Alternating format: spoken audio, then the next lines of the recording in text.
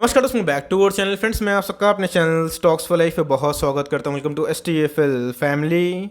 Dear film बस बात की जाए, एक बहुत बड़ी ब्रेकिंग न्यूज़ निकल के आ रही है। जी हाँ दोस्तों, NPA फ्रॉड को लेके एक बहुत बड़ी अपडेट निकल के आई है, एक बहुत ही रेप्यूटेड और वेल रिनाउंड बैंक को लेके। जी हाँ दोस्तों, और इसका जो इम्पैक्ट है हमें सोमवार के दिन बाजार खुलते हुए देखने को मिल सकता है, और शायद दोस्तों ये बैंक निफ्टी का मूड खराब कर सकता है। जी हाँ दोस्तों, बैंक निफ्टी की बात की जाए तो आपको पता है कि निफ्टी में अच्छी खासी वेटेज रखती है, और बैंक निफ्टी की बात की जाए उसमें बहुत सारे बैंकिंग शेयर्स होते हैं, लेकिन सारे शेयर्स अच्छे नहीं होते हैं। बिकॉज NPA का इशू एक बहुत क्रूशियल होता है, जिसकी वजह से बहुत ऐसे स्टॉक्स जो अभी भी अपने ऑल टाइम हाई से अच्छे खासे डिस्काउंट रेट में अवेलेबल होते हैं। तो जहाँ का इस बैंक निफ्टी अपने आप में ही एक बहुत ही इंपॉर्टेंट एक सेक्टर है, जहाँ पे वेटेज वाइज उसको ज़्यादा एलोकेशन दिया जाता है। और इकोनॉमी की बात की जाए तो बैकबोन है, और एसेट की बात की जाए तो गाइस इसके बिना इकोनॉमी चल नहीं सकती। तो इसी बीच में अपॉर्चुनिटी तो ऑफकोर्स गाइस बैंक शेयर में होती है, लेकिन हमेशा एक थ्रेट होता है कि अगर उसमें इलीगल प्रैक्टिस होती है, अनएथिकल प्रैक्टिस होती है, तो गाइस उसमें येस बैंक का जैसा भी हाल हो सकता है। तो जी हाँ दोस्तों, जो न्यूज़ है उस न्यूज़ को मैं पढ़ूंगा और इसका इम्पैक्ट समझाने की कोशिश करूंगा, और इससे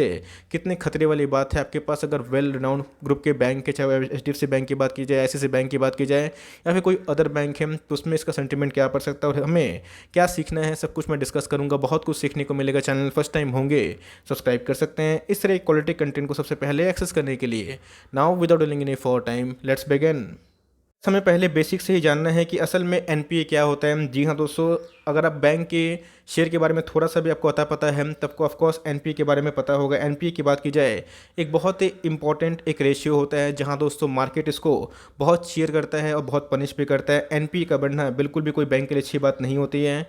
जब भी गैस कोई बैंक आपको लोन देती है तो ये उनके लिए एसेट होती है, क्योंकि उस लोन के अगेंस्ट में उनको पैसे मिलते हैं। लेकिन दोस्तों जब वो लोन डिफ़ॉल्ट होना स्टार्ट कर देती है 90 डेज़ में, अगर उस लोन की रिपेमेंट उनको नहीं मिलती है तो गैस उनको NPA डिक्लेयर कर दिया जाता है। लेकिन इधर पे एक बहुत बड़ा अनएथिकल प्रैक्टिस है जो बहुत ही सालों से चलता हुआ देखने को मिल रहा है। आपको अच्छे से पता है, अगर आप बैंकिंग सेक्टर से हैं, नहीं भी है तो कोई दिक्कत वाली बात नहीं, मैं समझा देता हूँ।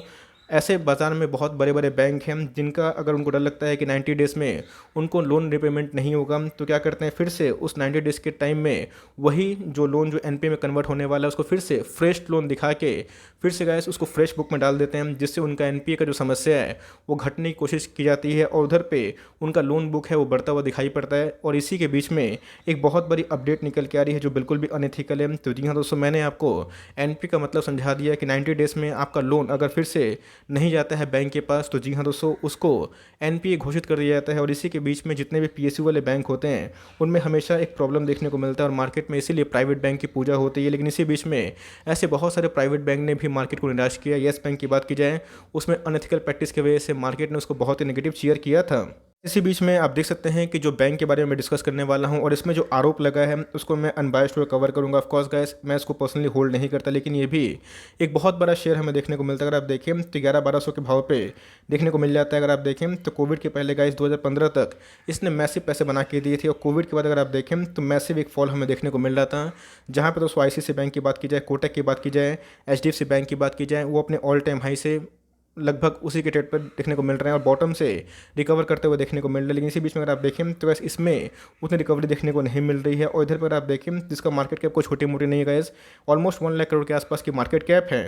चार पैटर्न से आपको समझ में आ जाता है कि ये बहुत ही एक बड़ी ग्रुप की बैंक हमें देखने को मिलती है। बहुत ऐसे निवेशक हैं जो इसमें निवेशित भी है। लेकिन मैंने क्या बताया कि मार्केट में जो न्यूज़ आती है उस न्यूज़ का इम्पैक्ट समझना है, बिकॉज बैंकिंग सेक्टर को लेकर अगर नेगेटिविटी होती है तो बैंक शेयर्स में भी गिरावट हो सकती है। तो जी हाँ दोस्तों, जो न्यूज़ है अब उसको पढ़ लेते हैं, बिकॉज मैंने आपको NPA का जो पूरा खेल है वो बता दिया, और कैसे इधर पे अनएथिकल प्रैक्टिस करके इसको फिर से न्यू लोन बुक में डाला जाता है, ये भी मैंने आपको समझा दिया।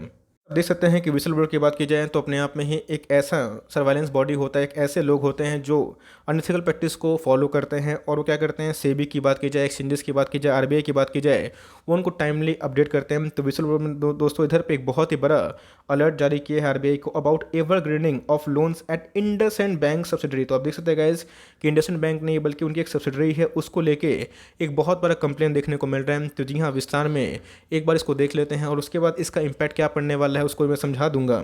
देख सकते हैं कि एक ग्रुप है सीनियर फाइनेंशियल ऑफिसर का, उन्होंने क्या कर दिया है, micro lending firm Bharat financial inclusion has highlighted the RBI and it's board of miss governance and lapse of accounting norms of evergreen loan since the outbreak of covid pandemic report से। तो आप देख सकते हैं गाइस कि IndusInd bank की बात की जाए, उनकी एक सब्सिडरी है जिसका नाम क्या है, भारत फाइनेंशियल इंक्लूजन, उनका ही हमें एवरग्रीनिंग देखने को मिल रहा है। बहुत लोगों को समझ में नहीं आएगा कि असल में एवरग्रीनिंग क्या होता है, तो फटाफट उसको एक बार डिस्कस कर लेते हैं। सबसे पहले हमें देखना है कि इनकी सब्सिडरी है जिसको लेके नाम हमें देखने को मिल रहा है, नाम क्या है, भारत फाइनेंशियल इंक्लूजन, और इसको फॉर्मली SKS माइक्रो फाइनेंस से जाना जाता था। ये क्या एक सब्सिडरी है किसकी, इंडसइंड बैंक की, और इसने कब एक्वायर किया था इस भारत फाइनेंशियल को, दोस्तों देख सकते हैं कि 2019 के आसपास, और इसी में हमें कोविड का इम्पैक्ट देखने को मिला और इसी में ही मिस मैनेजमेंट की न्यूज़ हमें देखने को मिल जा रही है। चलिए अब एक बार थोड़ा सा जो एवरग्रीनिंग का प्रैक्टिस है वो आपको मैं समझा दूं। तो अगर आप देखें तो acting as whistle blower the official warned that if the practice of adjusting new loan money with overdues from earlier loans is not checked immediately,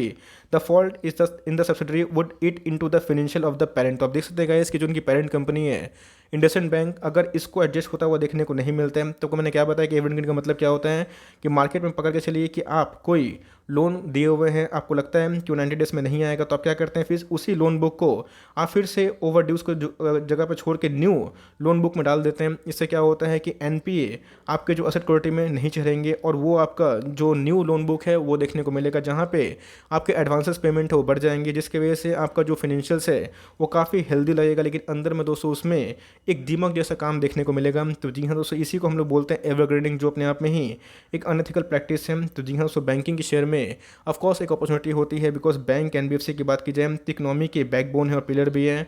आपने देखा कि जैसे कोविड के दस्तक के बाद RBI की बात की जाए, फेड की बात की जाए, तो उनका सबसे पहले जो स्टिमुलस था वो बैंक को लेके था, बिकॉज बैंक को उन्होंने बहुत ही कम ब्याज दर पे पैसे दिए थे, इसकी वजह से बैंक निफ्टी में अच्छी खासी रिकवरी हुई। और बैंक में पैसे नहीं जाएंगे, बैंक को पैसे नहीं मिलेंगे तो सामने फॉरवर्ड कैसे करेंगे। लेकिन उनका एक सबसे बड़ा प्रॉब्लम होता है NPA का इशू, जो अपने आप में थ्रेटनिंग है। अब देखना बनता है कि इसको लेके मार्केट कैसे रिएक्ट करती है। इसका रिस्पॉन्स अगर आप देखें तो जो बैंक के ऑफिशियल है उन्होंने बताया है कि जो मैनेजमेंट है इसको रिव्यू कर रहा है, प्रोसेस कर रहा है, और इधर पे कोई भी चीज़ जो कि अनवांटेड है, वारंट इमीडिएट एक्शन लेना है उसको लेंगे। ये दोस्तों कंपनी के साइड से हमें देखने को मिल रहा है, बट मेरे हिसाब से जो अपने आप में जो आरोप है वो बहुत ज़्यादा चिंताजनक है। अगर ये सिद्ध होते हैं तो जी हाँ, सो बैंक में एक मैसिव फॉल देखने को मिल सकती है और ये बैंक निफ्टी का जो मूड है उसको थोड़ा क्या काफ़ी ख़राब कर सकती है। लास्ट डे कारोबार की बात की जाए, आप देख सकते हैं कि 28% के आसपास कारोबार देखने को मिल रहा था, जहाँ पे 2,78,000 शेयर्स ट्रेड हुए। उसके केस में अगर आप देखें 78,000 शेयर्स को डीमेट में ले जाया गया। 3 नवंबर की बात की जाए तो कैसे इसने अपना बॉटम 630 के आसपास लगाया था। ऑल टाइम हाई की बात की जाए तो अभी 1242 के आसपास देखने को मिल रहा था, जो दोस्तों इसने 28 अक्टूबर को ही मारा था। मेरे हिसाब से इसको मैं होल्ड नहीं करता हूँ, तो मैं इधर पे कोई नेगेटिव कमेंट करना नहीं चाहूँगा। इधर पे देखना बनता है कि जांच के बाद असल में क्या आउटकम निकल के आता है। तो जी हाँ दोस्तों, आपके पास कोई भी फंडामेंटली अच्छी कंपनी है जिनके बैलेंस शीट आपको समझ में आते हैं, आपको उनके कासा रेशो की बात की जाए, उनके रिटेल लोन की बात की जाए, NPA की बात की जाए, ग्रॉस NPA की बात की जाए, वो समझ में आते हैं, तो ऑफकोर्स होल्ड एंड कंटिन्यू करें। बिकॉज वो पता है कि मैं ये सब बैंक को कवर नहीं करता हूँ, ऑल्दो ये बैंक खराब बिल्कुल भी नहीं है, लेकिन NPA का इशू इसमें अभी से नहीं बल्कि बहुत दिन से हमें देखने को मिल रहा था। तो जहाँ पे गैस NPA का इशू जो अनकंट्रोलेबल है वो देखने को मिलता है, तो मैं उधर पर थोड़ी सी क्या काफ़ी दूरी बनाता हूँ। इसके पहले ही मैंने बताया था कि बंधन बैंक अपने आप में ही एक बहुत ही फैंटास्टिक बैंक है, लेकिन उनका जो NPA है कोविड के बाद बहुत ही बढ़ता हुआ दिखाई पड़ा, और जहाँ पे NPA का खतरा होता है वहाँ पे गाइस बैंक डूब जाते हैं। तो मेरे हिसाब से आपके पास फंडामेंटली अच्छी बैंक है, मजबूत बैंक है, तो उधर पे आप पैनिक ना करें। इधर पे अगर आप हैं तो अगर आप प्रॉफिट में हैं तो अपने असल लिए काम करें। मेरे हिसाब से गैस आपका जो असल होना चाहिए 1100 के आसपास होना चाहिए, और देखना बनता है कि मार्केट उसको लेके मंडे के दिन क्या रिएक्ट करती है। न्यूज़ में कोई भी गहराई होती है तो उसमें पिटाई हो सकती है, अगर न्यूज़ सही होती है तो मैं बोल रहा हूँ, वरना अगर न्यूज़ बेसलेस होती है, इसके पहले आपने देखा कि बहुत विसल ब्लोअर कंप्लेन लगाते हैं लेकिन वो फॉल्स हो जाता है। तो देखना बनता है कि हमें अंधाधुन कोई निवेश नहीं करना चाहिए। बट मेरे हिसाब से गैस मार्केट में अच्छे खासे स्टेबल बैंक है, अगर आप अच्छे बैंक में निवेश किए हुए हैं, चाहे वो SBI क्यों ना हो या फिर अच्छे टॉप क्लास बैंक, वहाँ पे आपको होल्ड एंड कंटिन्यू करना चाहिए। लेकिन ये सब बैंक में आपको बोलूँगा कि निवेश ना करें और इन सब बैंक को अवॉइड करें जहाँ पे आपको थोड़ी सी क्या काफ़ी चिंता होती है। तो मैं बोलूँगा कि मार्केट में बेटर विकल्प है। देखना बनता है कि मार्केट इसको लेके मंडे के दिन कैरी करता है। तो गैस यही मेरा अनबायस्ड ओपिनियन था। लेट्स सी किधर पे न्यूज़ की सच्चाई क्या होती है। तो आई होप मेरा एफर्ट आपको अच्छा लगा। आपके पास अगर ये शेयर है तो कमेंट बॉक्स में डू लेट मी नो। देखते हैं कितने लोग इसको होल्ड करते हैं। तो गैस मिलते हैं जल्दी ही, तब तक के लिए bye. Thanks for listening friends, god bless you all.